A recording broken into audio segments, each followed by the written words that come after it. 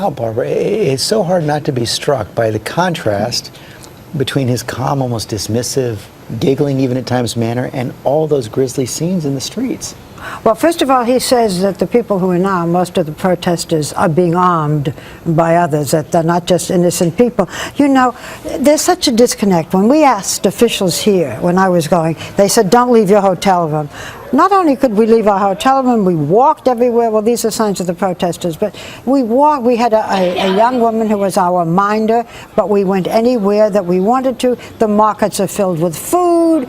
People are sitting outside having coffee. 1 hour away, people are being killed. Right, this is Damascus, what we're seeing right now. This is Damascus.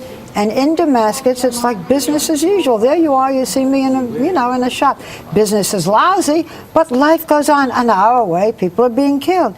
But then there's the disconnect with him. This is a man who says we're going to have parliamentary elections in February, we're going to have presidential elections in 2014, we're going to have opposition candidates. I mean, and at the same time, the country is in an uproar. You know, and we heard similar things from Gaddafi before he fell, similar things from Mubarak. This man is not like Gaddafi. How so?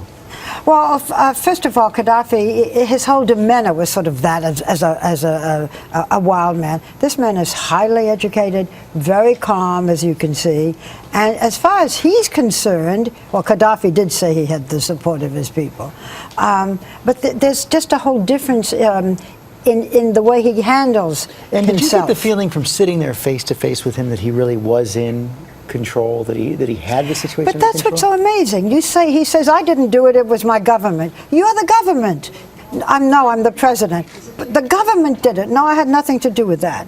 That it's the disconnect between the city of Damascus and the rest of the country, or much of the country, and this man who says, sanctions won't bother me. I only care what's happening in Syria. I don't care about public opinion. I'm very calm, and it will be okay. Well, it is fascinating stuff. Another big exclusive. Barbara, thanks very much. You can see more of Barbara's exclusive tonight on World News, and the entire interview tonight on a special edition of Nightline. Barbara Walters in Syria, Assad Speaks.